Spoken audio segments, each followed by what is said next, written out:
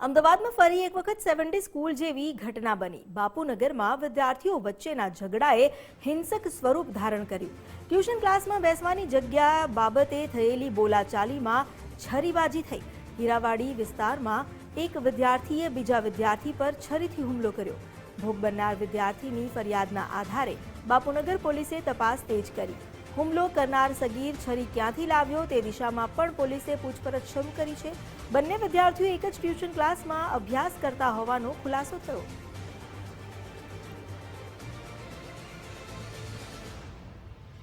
અમદાવાદમાં ફરી એકવાર જ્યાં 7 ડે જેવી ઘટના બનતા રહી, આ વખતે 7 ડે સ્કૂલ જેવી જ ઘટના બની, પરંતુ બાપુનગરમાં આ ઘટના બની હતી।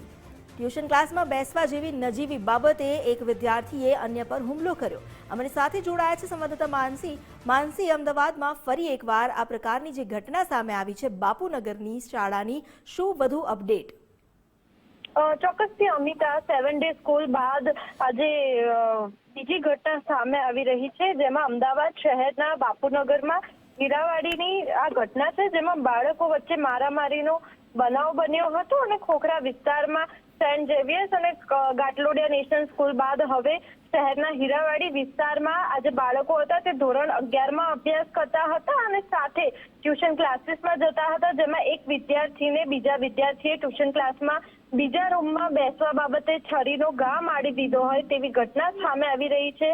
મહત્વનું છે કે પેટમાં છરીનો ઘા વાગવાથી ઈજાગ્રસ્ત વિદ્યાર્થીને સારવાર માટે હાલ તો સિવિલ હોસ્પિટલમાં પણ ખસેડવામાં આવ્યો છે અને આ સમગ્ર મામલે બાપુનગર પોલીસ સ્ટેશનમાં પણ ફરિયાદ નોંધવામાં આવી છે, જેમાં છરી મારનાર સગીર વિદ્યાર્થી વિરુદ્ધ ગુનો નોંધીને જે તપાસ છે તે તપાસ હાથ ધરવામાં આવી છે, જેમાં આ તમામ જે ઘટના છે તે ઘટનાના સીસીટીવી ફૂટેજ પણ પોલીસ દ્વારા કબજે કરાવવામાં આવ્યા છે અને આ ઘટનાની જે તપાસ છે તે તપાસ કરવામાં આવી રહી છે। મહત્વનું છે કે આ 17 વર્ષીય સગીરો તેના પરિવાર સાથે રહેતો હતો અને ભગવતી વિદ્યાલય બાપુનગરમાં અભ્યાસ કરે છે અને સાથે જ જે કોમર્સ એક્સપર્ટ ટ્યુશન ક્લાસીસમાં અભ્યાસ કરતો હતો અને સ્કૂલમાં જ સાથે અભ્યાસ કરતો અન્ય એક વિદ્યાર્થી પણ આ જ ટ્યુશન ક્લાસમાં અભ્યાસ કરતો હતો। ત્યારે આ બનાવ બન્યો હતો ત્યારે તેના રૂમમાં જગ્યા ન હોવાથી તેના સાથી વિદ્યાર્થીએ તેને બીજા રૂમમાં જવાનું કીધું હતું અને તેના જ કારણે બંને વચ્ચે બોલાચાલી અને ગાળાગાળી થઈ હતી અને તેના જ કારણે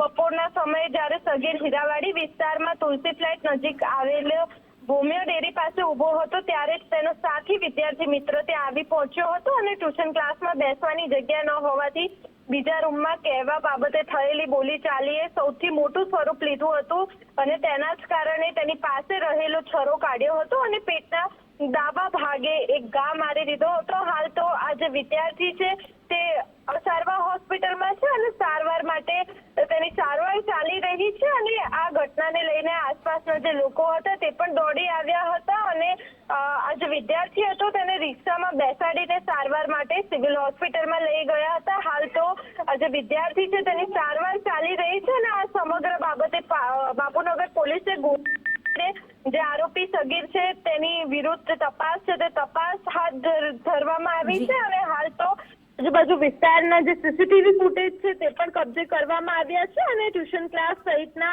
આજુબાજુના જે વિદ્યાર્થીઓ છે તેની પણ પૂછપરછ હાલ પોલીસ દ્વારા કરવામાં આવી રહી છે।